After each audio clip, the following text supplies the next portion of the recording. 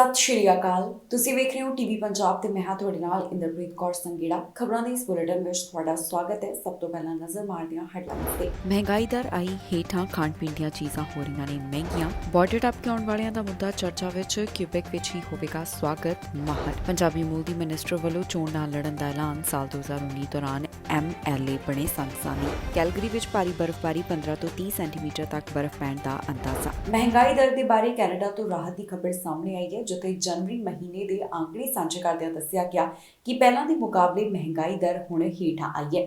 ਇਸ ਤੋਂ ਇਲਾਵਾ ਖਾਣ ਪੀਣ ਦੀਆਂ ਚੀਜ਼ਾਂ ਮਹਿੰਗੀਆਂ ਹੋ ਰਹੀਆਂ ਨੇ, ਜਿਸ ਨੂੰ ਲੈ ਕੇ ਮਾਹਰਾਂ ਵੱਲੋਂ ਵੀ ਆਪਣੇ ਵਿਚਾਰ ਸਾਂਝੇ ਕੀਤੇ ਜਾ ਰਹੇ ਨੇ।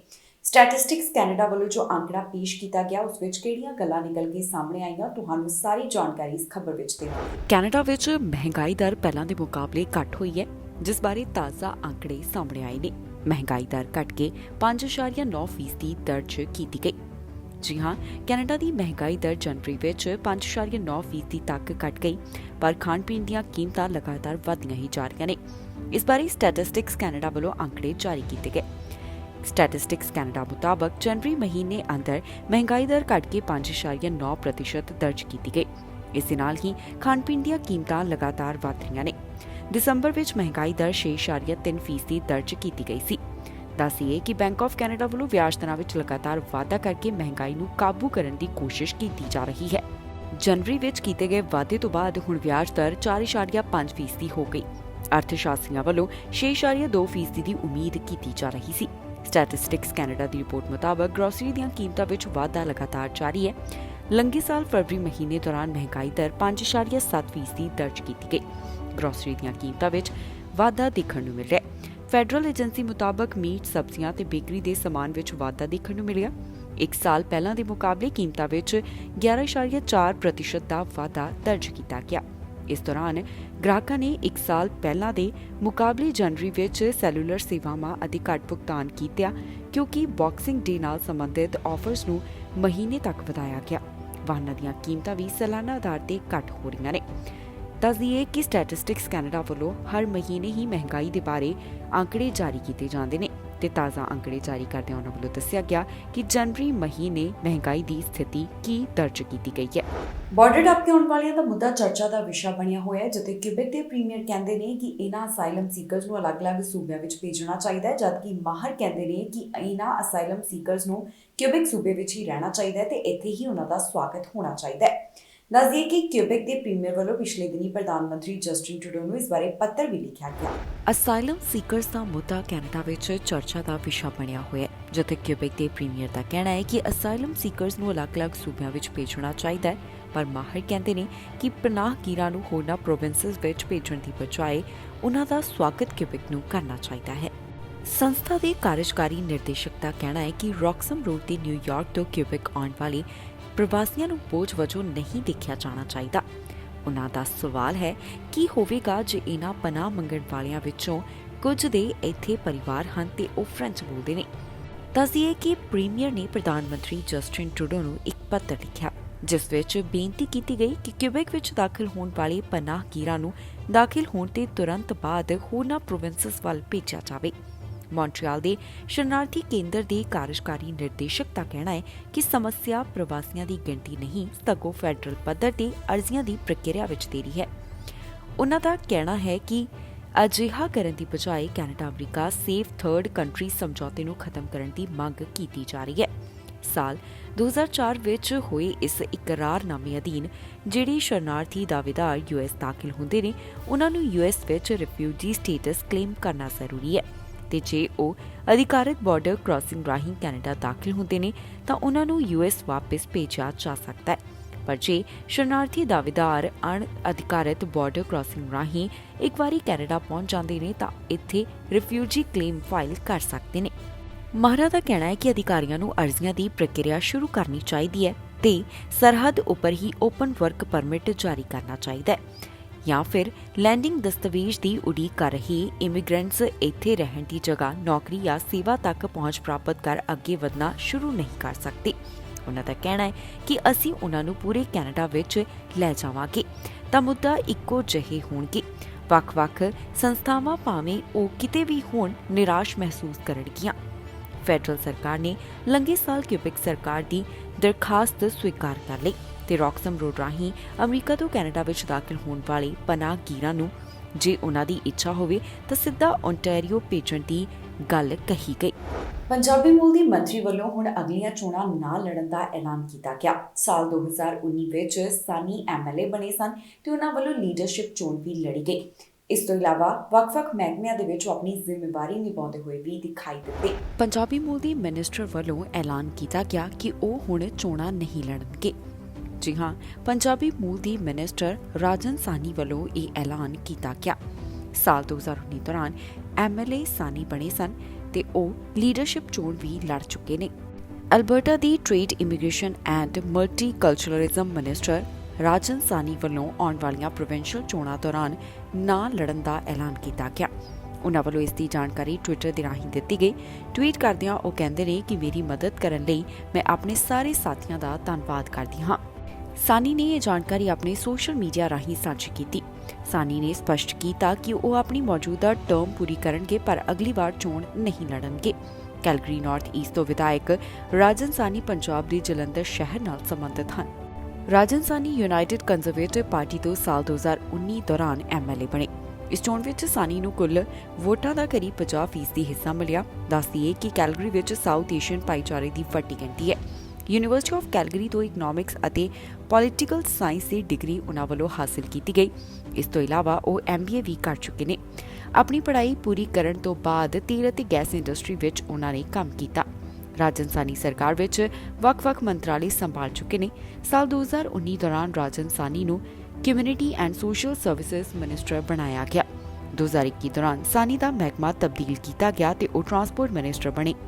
ਰਾਜਨ ਸਾਨੀ ਲੰਘੇ ਸਾਲ ਪਾਰਟੀ ਲੀਡਰਸ਼ਿਪ ਦੀ ਚੋਣ ਵਿੱਚ ਹਿੱਸਾ ਲੈ ਚੁੱਕੇ ਨੇ। ਲੰਘੇ ਸਾਲ ਮਈ ਮਹੀਨੇ ਦੌਰਾਨ ਪ੍ਰੀਮੀਅਰ ਜੇਸਨ ਕੈਨੀ ਨੇ ਯੂਨਾਈਟਿਡ ਕੰਜ਼ਰਵੇਟਿਵ ਪਾਰਟੀ ਦੇ ਲੀਡਰ ਦੇ ਅਹੁਦੇ ਤੋਂ ਅਸਤੀਫਾ ਦੇ ਦਿੱਤਾ, ਜਿਸ ਤੋਂ ਬਾਅਦ ਨਵੀਂ ਲੀਡਰਸ਼ਿਪ ਦੀ ਮੁਹਿੰਮ ਸ਼ੁਰੂ ਹੋਈ। ਸਾਨੀ ਨੇ ਟਰਾਂਸਪੋਰਟ ਮਿਨਿਸਟਰ ਵਜੋਂ ਅਸਤੀਫਾ ਦੇ ਕੇ ਇਸ ਚੋਣ ਵਿੱਚ ਹਿੱਸਾ ਲਿਆ ਸੀ, ਪਰ ਉਹਨਾਂ ਨੂੰ ਹੋਰਨਾਂ ਉਮੀਦਵਾਰਾਂ ਦੇ ਮੁਕਾਬਲੇ ਘੱਟ ਵੋਟਾਂ ਮਿਲੀਆਂ।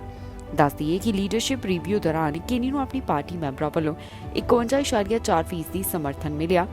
ਰਿਵਿਊ ਵਿੱਚ ਇਸ ਮਾਮੂਲੀ ਜਿੱਤ ਦੇ ਬਾਵਜੂਦ ਕੈਨੀ ਨੇ ਲੀਡਰਸ਼ਿਪ ਤਿਆਗਣ ਦਾ ਫੈਸਲਾ ਲਿਆ। ਇਸ ਤੋਂ ਬਾਅਦ ਡੇਨੀਅਲ ਕੰਜ਼ਰਵੇਟਿਵ ਪਾਰਟੀ ਦੇ ਲੀਡਰ ਬਣੇ।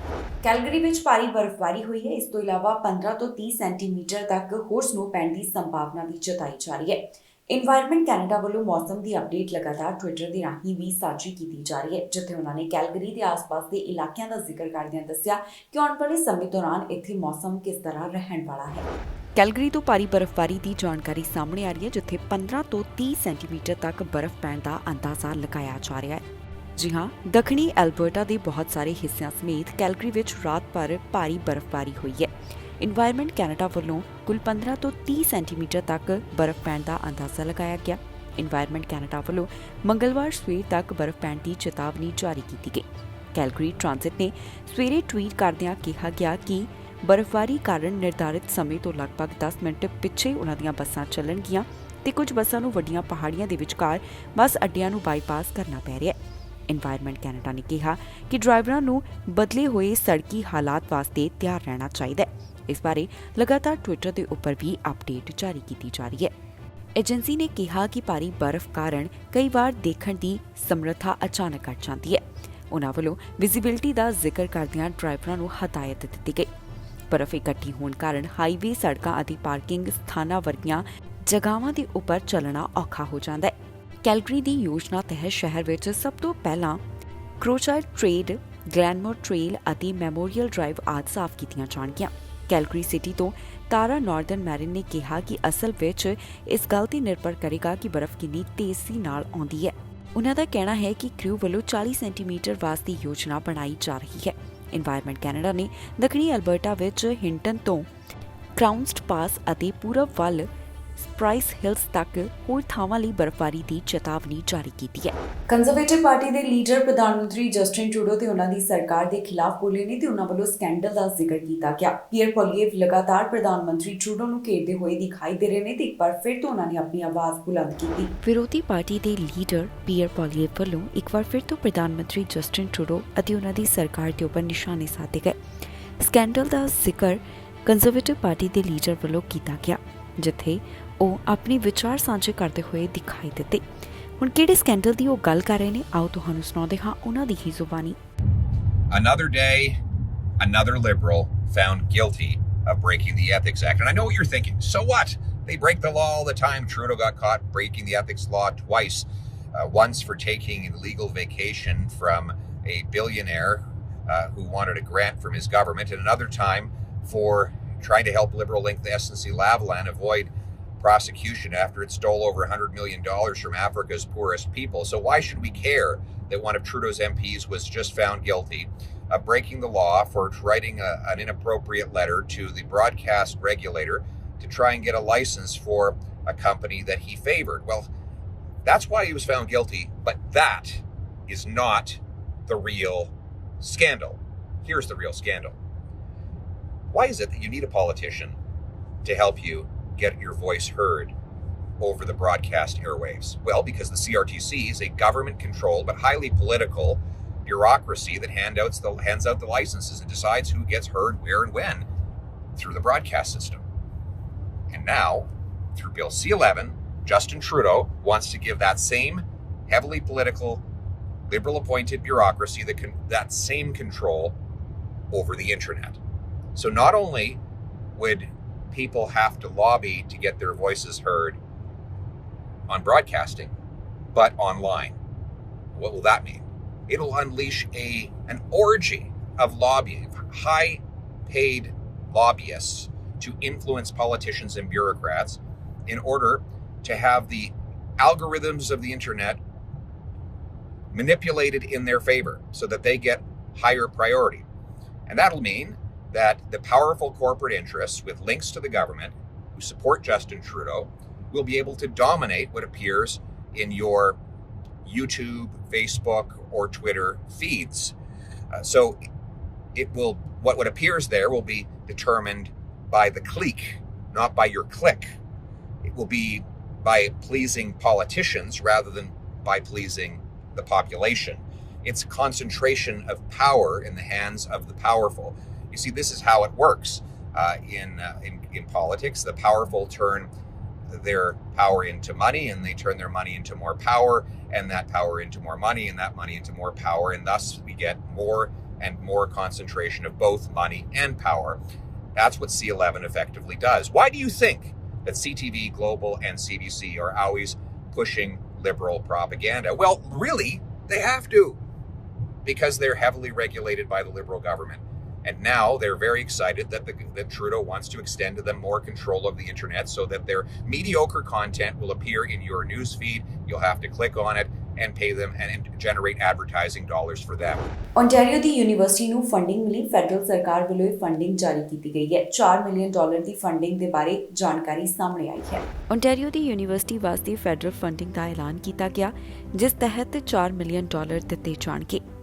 ਜੀ ਹਾਂ, ਓਨਟਾਰੀਓ ਯੂਨੀਵਰਸਿਟੀ ਦੇ ਮੈਂਟਲ ਹੈਲਥ ਸਪੋਰਟ ਪ੍ਰੋਗਰਾਮ ਵਾਸਤੇ ਫੈਡਰਲ ਫੰਡਿੰਗ ਜਾਰੀ ਕੀਤੀ ਗਈ ਹੈ। ਇਸ ਮੌਕੇ ਤੇ ਕੀ ਕੁਝ ਦੱਸਿਆ ਗਿਆ, ਆਓ ਤੁਹਾਨੂੰ ਸੁਣਾਉਂਦੇ ਹਾਂ। Thinking, oh my word, like there's actually a place where you can go and learn how to do this and be able to, I think, as we know, interpret feelings and interpret really what is here in the world and our relationship with the land and the water as well as with one another. And so I just think that this is, you know, so fantastic that the educators, the students that are joining us now, and that it is, I think, the journey of OCAD-U to actually, this tireless, really, journey to inspire and educate and guide future generations, and everything you do to push advances in culture, technology, and quality of life for all Canadians. I have to admit, my son Ben graduated in theatre arts at York, but please don't hold that against me. But it is fantastic, having been married to the film business for 43 years. The idea of being able to tell a story and in visual arts, I think, and whether it's jewelry, whether it's the things that we just saw, it's really so impressive. I think even in our short tour this morning, we realized really what COVID has done in terms of the social disruption, the increase in stress, the anxiety, depression, loneliness in these years that young people were particularly vulnerable to these disruptions that were caused by the pandemic and remain among those most likely to say that they are struggling. ਗੋਲੀਆਂ ਚਲਾਉਣ ਵਾਲੇ ਇੱਕ ਵਿਅਕਤੀ ਨੂੰ ਗ੍ਰਿਫਤਾਰ ਕੀਤਾ ਗਿਆ, ਜਿਸ ਖਿਲਾਫ ਕਾਰਵਾਈ ਕਰਦਿਆਂ ਉਸ ਨੂੰ ਚਾਰਜ ਵੀ ਕੀਤਾ ਗਿਆ। ਪੁਲਿਸ ਅਧਿਕਾਰੀਆਂ ਵੱਲੋਂ ਗੋਲੀਬਾਰੀ ਦੇ ਮਾਮਲੇ ਦੀ ਜਾਣਕਾਰੀ ਸਾਂਝੀ ਕੀਤੀ ਗਈ ਹੈ। ਡਾਊਨਟਾਊਨ ਈਸਟ ਸਾਈਡ ਤੇ ਜੋ ਗੋਲੀਬਾਰੀ ਹੋਈ ਹੈ ਉਸ ਸੰਬੰਧੀ ਪੁਲਿਸ ਵੱਲੋਂ ਕਾਰਵਾਈ ਕਰਦਿਆਂ ਇੱਕ ਵਿਅਕਤੀ ਨੂੰ ਚਾਰਜ ਕੀਤਾ ਗਿਆ। ਦੱਸਦੀਏ ਕਿ ਗੋਲੀਬਾਰੀ ਦੇ ਇਸ ਮਾਮਲੇ ਵਿੱਚ ਇੱਕ ਜ਼ਖਮੀ ਹੋ ਗਿਆ ਸੀ। ਵੈਨਕੂਵਰ ਡਾਊਨਟਾਊਨ ਈਸਟ ਸਾਈਡ ਤੇ ਗੋਲੀਆਂ ਚੱਲੀਆਂ ਨੇ, ਜਿਸ ਬਾਰੇ ਪੁਲਿਸ ਅਧਿਕਾਰੀਆਂ ਵੱਲੋਂ ਅਪਡੇਟ ਜਾਰੀ ਕੀਤੀ ਗਈ। ਉਹਨਾਂ ਦਾ ਕਹਿਣਾ ਹੈ ਕਿ 32 ਸਾਲਾ ਵਿਅਕਤੀ ਨੂੰ ਚਾਰਜ ਕੀਤਾ ਗਿਆ, ਜਿਸ ਵੱਲੋਂ ਹਥਿਆਰ ਦੇ ਨਾਲ ਗੋਲੀਆਂ ਚਲਾਈਆਂ ਗਈਆਂ। ਇਸ ਵਿਅਕਤੀ ਦੀ ਪਹਿਚਾਣ ਜੇਮੀ ਦੇ ਤੌਰ ਤੇ ਉੱਪਰ ਦੱਸੀ ਗਈ, ਜੋ ਕਿ ਐਲਬਰਟਾ ਦੇ ਨਾਲ ਸੰਬੰਧਿਤ ਹੈ। ਹੁਣ ਇਹ ਵਿਅਕਤੀ ਪੁਲਿਸ ਹਿਰਾਸਤ ਦੇ ਵਿੱਚ ਰਹੇਗਾ, ਜਿਸ ਦੀ 24 ਫਰਵਰੀ ਵਾਲੇ ਦਿਨ ਕੋਰਟ ਦੇ ਵਿੱਚ ਪੇਸ਼ੀ ਹੋਵੇਗੀ। ਅਧਿਕਾਰੀਆਂ ਦਾ ਕਹਿਣਾ ਹੈ ਕਿ 31 ਸਾਲਾ ਪੀੜਤ ਦੇ ਉੱਪਰ ਕਈ ਵਾਰ ਗੋਲੀਆਂ ਚਲਾਈਆਂ ਗਈਆਂ, ਪਰ ਮੌਜੂਦਾ ਸਮੇਂ ਉਸ ਦੀ ਹਾਲਤ ਸਥਿਰ ਬਣੀ ਹੋਈ ਹੈ। ਇਹ ਘਟਨਾ 2:30 ਦੇ ਕਰੀਬ ਸਾਹਮਣੇ ਆਈ। ਵੈਨਕੂਵਰ ਪੁਲਿਸ ਅਧਿਕਾਰੀਆਂ ਵੱਲੋਂ ਪੀੜਤ ਨੂੰ ਫਰਸਟ ਏਡ ਮੁਹੱਈਆ ਕਰਵਾਈ ਗਈ ਤੇ ਬਾਅਦ ਦੇ ਵਿੱਚ ਉਸ ਨੂੰ ਹਸਪਤਾਲ ਭਰਤੀ ਕਰਵਾਇਆ ਗਿਆ। ਉਸ ਵੇਲੇ ਜਾਣਕਾਰੀ ਸਾਂਝੀ ਕੀਤੀ ਗਈ ਕਿ ਸ਼ੂਟਰ ਚਾਈਨਾ ਟਾਊਨ ਵੱਲ ਭੱਜ ਗਿਆ, ਜਿਸ ਦੇ ਪਿੱਛੇ ਪੁਲਿਸ ਅਧਿਕਾਰੀ ਜਾਂਦੇ ਹੋਏ ਵੀ ਦਿਖਾਈ ਦਿੱਤੇ। ਫਿਲਹਾਲ ਇਸ ਸੰਬੰਧੀ ਵਧੇਰੇ ਜਾਂਚ ਪੜਤਾਲ ਕੀਤੀ ਜਾ ਰਹੀ ਹੈ, ਜਿਸ ਤੋਂ ਬਾਅਦ ਅਗਲੀ ਅਪਡੇਟ ਜਾਰੀ ਕੀਤੀ ਜਾਵੇਗੀ। ਐਲਬਰਟਾ ਵਿੱਚ ਸਿਹਤ ਬਾਰੇ ਐਲਾਨ ਹੋਇਆ, ਜਿੱਥੇ ਫੰਡਿੰਗ ਜਾਰੀ ਕੀਤੀ ਗਈ ਹੈ। ਵੱਡੀ ਫੰਡਿੰਗ ਦੀ ਜਾਣਕਾਰੀ ਐਲਬਰਟਾ ਸੂਬੇ ਤੋਂ ਸਾਹਮਣੇ ਆ ਰਹੀ ਹੈ। ਐਲਬਰਟਾ ਦੇ ਸਿਹਤ ਮੰਤਰੀ ਵੱਲੋਂ ਵੱਡਾ ਐਲਾਨ ਕੀਤਾ ਗਿਆ। ਉਹਨਾਂ ਵੱਲੋਂ ਪ੍ਰਾਇਮਰੀ ਹੈਲਥ ਕੇਅਰ ਸਿਸਟਮ ਵਾਸਤੇ ਫੰਡਿੰਗ ਦੀ ਜਾਣਕਾਰੀ ਸਾਂਝੀ ਕੀਤੀ ਗਈ ਹੈ।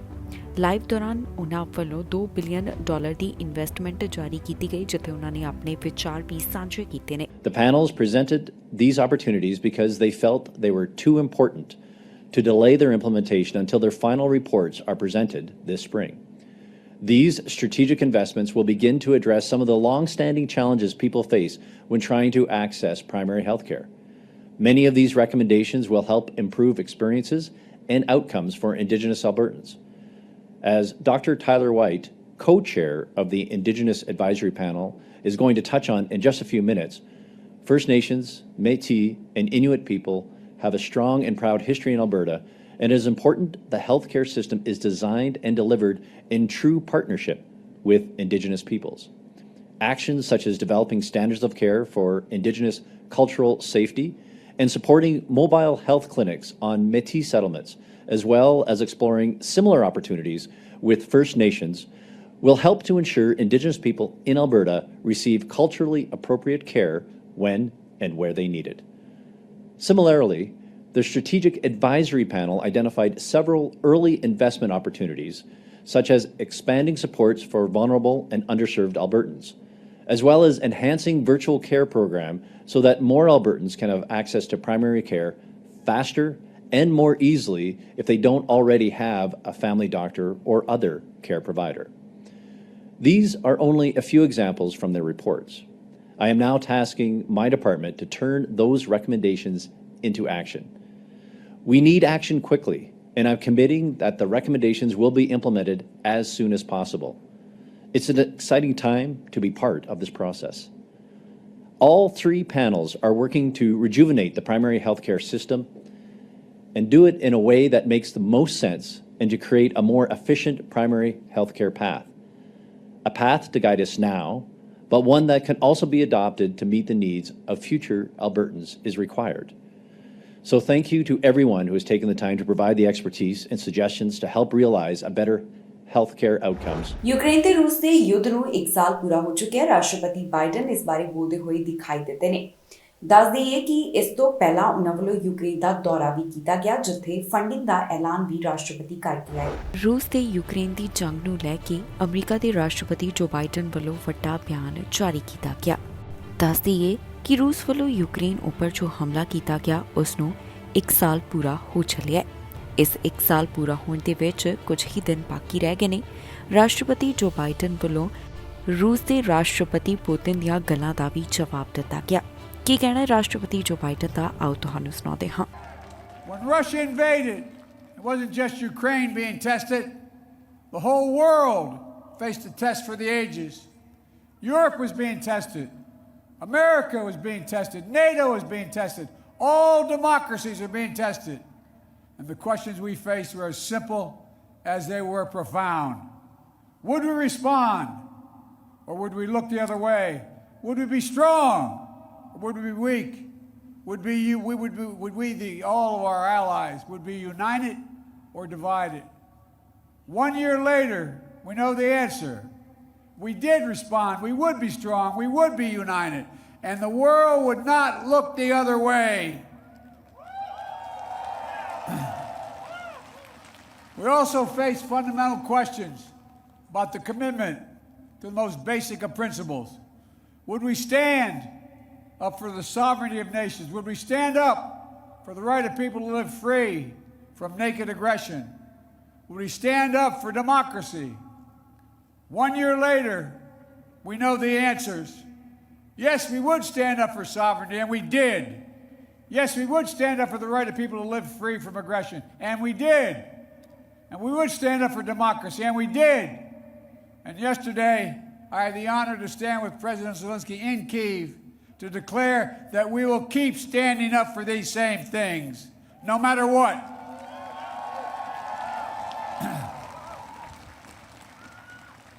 When President Putin ordered his tanks to roll into Ukraine, he thought we would roll over. He was wrong. The Ukrainian people are too brave. America, Europe, a coalition of nations from the Atlantic to the Pacific, we were too unified. Democracy was too strong. Instead of an easy victory he perceived and predicted, Putin left. ਇਸ ਦੇ ਨਾਲ ਹੀ ਜਾਂਦੇ ਇੱਕ ਵਾਰ ਫਿਰ ਤੋਂ ਨਜ਼ਰ ਮਾਰਦੇ ਹਾਂ ਹੈਡਲਾਈਨਸ ਤੇ। ਮਹਿੰਗਾਈ ਦਰ ਆਈ ਹੇਠਾਂ, ਖਾਣ ਪੀਣ ਦੀਆਂ ਚੀਜ਼ਾਂ ਹੋ ਰਹੀਆਂ ਨੇ ਮਹਿੰਗੀਆਂ। ਬਾਰਡਰ ਟੱਪ ਕੇ ਆਉਣ ਵਾਲਿਆਂ ਦਾ ਮੁੱਦਾ ਚਰਚਾ ਵਿੱਚ, ਕਿਊਬੈਕ ਵਿੱਚ ਹੀ ਹੋਵੇਗਾ ਸਵਾਗਤ। ਮਾਹਰ ਪੰਜਾਬੀ ਮੂਲ ਦੀ ਮਿਨਿਸਟਰ ਵੱਲੋਂ ਚੋਣ ਨਾਲ ਲੜਨ ਦਾ ਐਲਾਨ। ਸਾਲ 2019 ਦੌਰਾਨ ਐਮਐਲਏ ਬਣੇ ਸੰਘਸਾਨੀ। ਕੈਲਗਰੀ ਵਿੱਚ ਭਾਰੀ ਬਰਫ਼ਬਾਰੀ, 15 ਤੋਂ 30 ਸੈਂਟੀਮੀਟਰ ਤੱਕ ਬਰਫ਼ ਪੈਣ ਦਾ ਅੰਦਾਜ਼ਾ। ਖਬਰਾਂ ਦੇ ਇਸ ਬੁਲੇਟਿਨ ਵਿੱਚ ਇੰਨਾ ਹੀ। ਫਿਲਹਾਲ ਮੈਨੂੰ ਇੰਦਰਪ੍ਰੀਤ ਕੌਰ ਸੰਘੇੜਾ ਨੂੰ ਦਿਓ ਇਜਾਜ਼ਤ ਤੇ ਤੁਸੀਂ ਵੇਖਦੇ ਰਹੋ ਟੀਵੀ ਪੰਜਾਬ।